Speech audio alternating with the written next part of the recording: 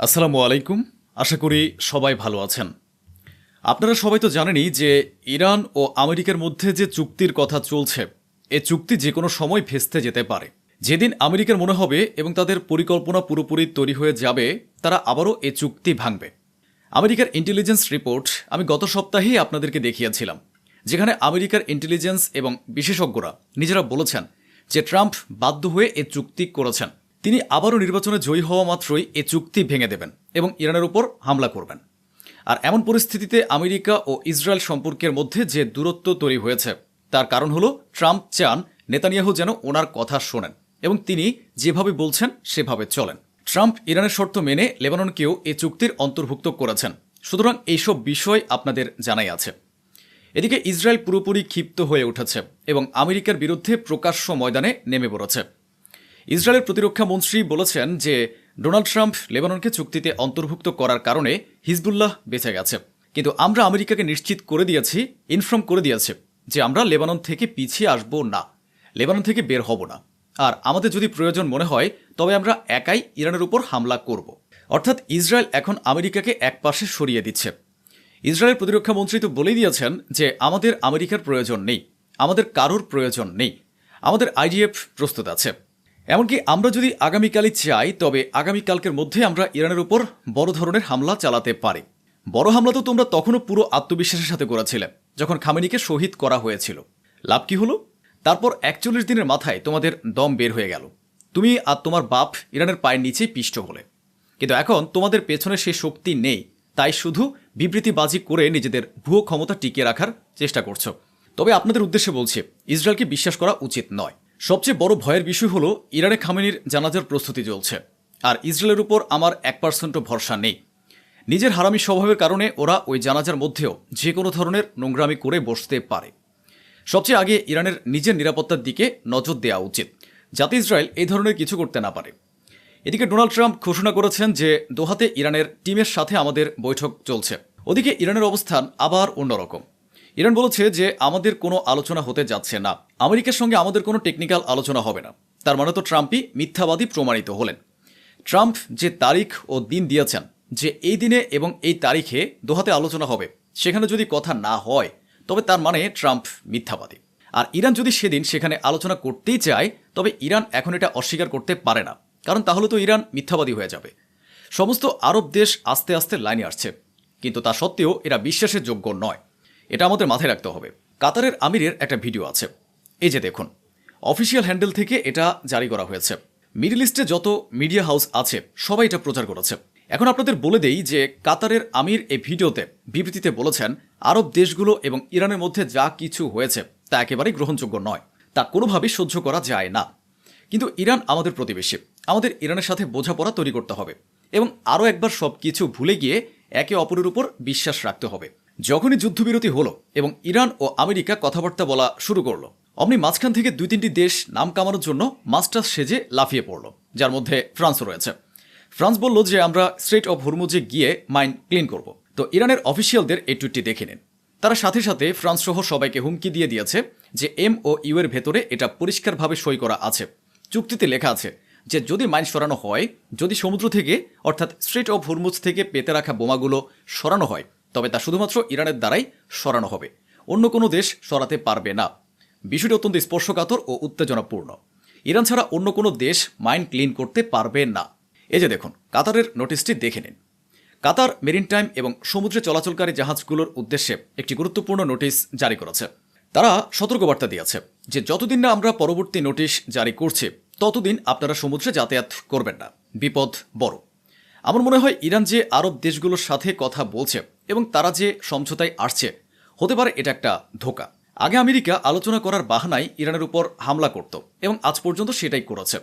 এখন আরব দেশগুলো আর আমেরিকা সবাই মিলে ইরানকে জালে ফাঁসাচ্ছে, তাকে বিশ্বের যোগাচ্ছে যে দেখো আমরা তোমাদের সাথে চুক্তি করছি, চুক্তি তো হয়ে গেছে, এখন পরবর্তী আলোচনা হবে।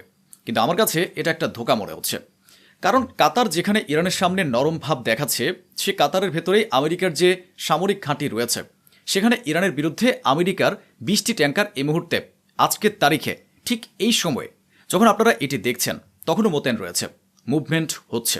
মিডল ইস্টে অস্ত্রের মুভমেন্ট লক্ষ্য করা যাচ্ছে। সুতরাং স্বাভাবিকভাবে কিছু একটা তো পাকছেই। ট্রাম্পের বক্তব্য শুনলে শুধু হাসি আসে এবং সে পুরো বিশ্বে হাসির পাত্র হয়ে দাঁড়িয়েছে। এখন এই গোলাপি শুয়োর নিজে ক্রেডিট নিয়ে বলেছে যে আমি ইরানের সাথে চুক্তি করেছি বলেই তেলের দাম কমছে। এখন তাকে গিয়ে কেউ জিজ্ঞেস করুক যে আরে ভাই, তেলের দাম তো আগেই কম ছিল, তুই খামেনির উপর হামলা করলি, ওনাকে শহীদ করলি এবং ইরানের আলাদা আলাদা এলাকায় হামলা চালিয়ে দিলি, তখনই তো তেলের দাম বাড়লো। তো তেলের দাম বাড়ার কারণ তো তুই নিজেই, আর এখন তুই চুক্তি করলি আর তেলের দাম কমে গেল, তো এতে নতুন কি আছে? ইসরায়েলের সাইবার সেল ডিপার্টমেন্টের বক্তব্য হলো ইরানের সাথে যুদ্ধের পর ইরানের পক্ষ থেকে ইসরায়েলের উপর সাইবার অ্যাটাক অনেক বেড়ে গেছে। ওদিকে কিছু একটা পাকছে যার প্রভাব স্ট্রেট অফ হরমুজে দেখা যাচ্ছে। স্ট্রেট অফ হরমুজে ট্রাফিক কমে গেছে, জাহাজগুলো যাতায়াত বন্ধ করে দিয়েছে, খামেনির জানাজার প্রস্তুতি চলছে, ইরান নিজের নিরাপত্তার দিকে কড়া নজর রাখছে। কিন্তু আমার বুক ধুরুধুরু করছে। ইরানের পররাষ্ট্রমন্ত্রী ইরাকে পৌঁছেছেন, ইরাকের গভর্নরের সাথে দেখা করেছেন এবং ভেতরের খবর হলো বলা হচ্ছে যে ইরানের সুপ্রিম লিডার শহীদ খামেনির জানাজা ইরাকেও যাবে, ইরানের বিভিন্ন শহর হয়ে তা ইরাকে যাবে এবং ইরাকের কারবালাতেও নিয়ে যাওয়া হবে। তো এটা অনেক বড়, মানে একটা বিশাল ইভেন্ট হয়ে গেছে। আর ইভেন্ট যত বড়, বিপদও তত বড়। আমেরিকা আর ইসরায়েল কিছু একটা করে না বসে, তা সে ইরাকের মাটিতে হোক না কেন। এখন দেখার বিষয় এটা যে ইরান এটা কিভাবে ম্যানেজ করে। খোদ আমেরিকা পরিষ্কার করে দিয়েছে যে মিডল ইস্টে এখনও আমাদের 5,000 সৈন্য মোতায়েন রয়েছে। সুতরাং এই সমস্ত বিষয় সামনে আসছে যা দেখে আমরা বলতেই পারি যে ভাই, আমেরিকার উপর একদমই ভরসা করা উচিত নয়। যে কোনো সময় আরও একবার এই শয়তান ইরানের সাথে ধোঁকাবাজি এবং প্রতারণা করতে পারে। ইরানের প্রেসিডেন্ট পেজেশকিয়ান টুইট করে বলেছেন যে আমেরিকা যদি সমস্ত লিখিত চুক্তি মেনে চলে তবে আমরাও আমাদের প্রতিশ্রুতি রক্ষা করব, আর আমেরিকা যেন হুমকি দেওয়া বন্ধ করে। বাহরাইন কতটা হারামিপনা করেছে তা পুরো মুসলিম উম্মাহ খুব ভালো করেই জেনে গেছে। এখন প্রথমবারের মতো ইরান নিজে বাহরাইনকে স্পষ্ট জানিয়ে দিয়েছে। ইরান এই বিষয়টিকে পাবলিক ডোমেনে নিয়ে এসেছে যে আমরা বাহরাইনকে কড়া সতর্কবার্তা দিয়েছে যে আমেরিকার পক্ষ যেন না নেয়, রেড লাইন পার না করে এবং নিজের সীমার মধ্যে থাকে। আপনারা বলবেন যে ভাই, এটা আবার কেমন কথা? আসল কথা হলো বাহরাইনের মাটি ব্যবহার করে আমেরিকা ইরানের উপর বড় ধরনের হামলা চালাচ্ছে এবং আজ পর্যন্ত চালিয়েছে। গত হামলাগুলো সে বাহরাইন থেকেই লঞ্চ করেছিল। তাহলে ইরান কেন বাহরাইনের উপর ক্ষিপ্ত হবে না? তাই ইরান বাহরাইনকে শেষ সতর্কবার্তা দিয়ে দিয়েছে।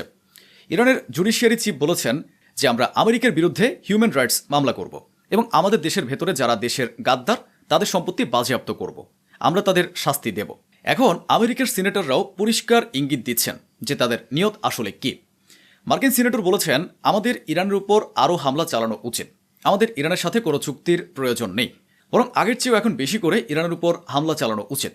এদিকে ভারতকেও ইরান নিজের মনে করে আয়াতুল্লাহ সৈয়দ আলী খামেনির জানাজায় আমন্ত্রণ জানিয়েছে, যা আমার মতে ইরান ভুল করেছে। আমন্ত্রণ জানানো তো দূরের কথা, ওদের দিকে ফিরেও তাকানো উচিত ছিল না। তোমরা কাকে আমন্ত্রণ জানাচ্ছ ভাই, যে তোমাদের সুপ্রিম লিডারের শাহাদাতের পর নিজের ঠোঁট বন্ধ রেখেছিল, ট্রাম্পের পক্ষ নিয়েছিল এবং আজ মোদি ও তার লোকজন এক পায়ে দাঁড়িয়ে আমেরিকার পক্ষ নেবে, আর তারা ইসরায়েলকে ফাদারল্যান্ড বানিয়ে এসেছে। কিন্তু তা সত্ত্বেও ইরান বড় মন দেখিয়েছে। অন্যদিকে স্বভাব থেকে বাধ্য হয়ে ইসরায়েল আর কী বা করবে? দৃশ্য আপনাদের সামনে। ইসরায়েল গাজায় আরও একবার সাধারণ মানুষের উপর, মাসুম ও নিরস্ত্রদের উপর বোমা বর্ষণ করেছে। এ হামলায় মাত্র কয়েক ঘন্টার মধ্যে 8 জন শহীদ হয়েছেন। যাই হোক, এখন এটা স্বাভাবিক ব্যাপার হয়ে দাঁড়িয়েছে। মুসলমানরা এখন চুপ হয়ে গেছে। আর মুসলমানরা যদি কথা বলেও তবে আপনি বলছেন, আমি বলছি, কিংবা আমাদের আশেপাশের মানুষজন বলছে। কিন্তু একটু আরবদের দিকে নজর দিন। এই আরবদের রক্ত যেন পানি হয়ে গেছে। এরা তো নিজেদের আরব দেশগুলোর জন্যই মুখ খুলছে না। লেবাননের জন্য কেউ কিছু বলছে না, ওয়েস্ট ব্যাংকের জন্য কেউ কিছু বলছে না, বাইতুল মুকাদ্দাসের জন্যও কেউ কিছু বলছে না, গাজার জন্যও কেউ কিছু বলছে না। কিন্তু আমাদের ইরানের উপর আঙুল তুলতে হবে, কারণ ইরান শিয়া, মানে একটা বিশেষ সম্প্রদায়ের প্রতি আমাদের মনে এতটাই ঘৃণা যে যেহেতু ইরান শিয়া, তাই তারা যদি নিজেদের মাথা কেটে থালাতেও সাজিয়ে দেয় তাও আমরা বলবো না ভাই সাহেব, মজা পাওয়া গেল না। দেখুন, গলাটা ঠিকঠাক কাটা হয়নি, কাটাটা কেমন যেন বাঁকা হয়েছে। দেখুন, চামড়াটা তো তেজটা হয়ে গেছে, ছুরিটা সোজা চলেনি। আরে গলাটা যদি কাটলই তাহলে ঠিকঠাক কাটতে পারলো না কেন? এরা তো শালা শিয়া। আজকের দিনে এটাই সত্যি। মনে রাখবেন, ইসলামের এখন ঐক্যের প্রয়োজন, আপনার আর আমার ঐক্যের প্রয়োজন। আমরা নিজেদের মধ্যে একে অপরকে কাফের কাফের বলে খেলছে, আর আসল কাফেররা আমাদের 12টা বাজাচ্ছে। এটাই তেত সত্য। তো বন্ধুরা, এটাই ছিল আজকের আয়োজন, যা স্বচ্ছভাবে আপনাদের সামনে তুলে ধরা হলো। আশা করি আমাদের এই প্রচেষ্টা আপনাদের ভালো লেগেছে।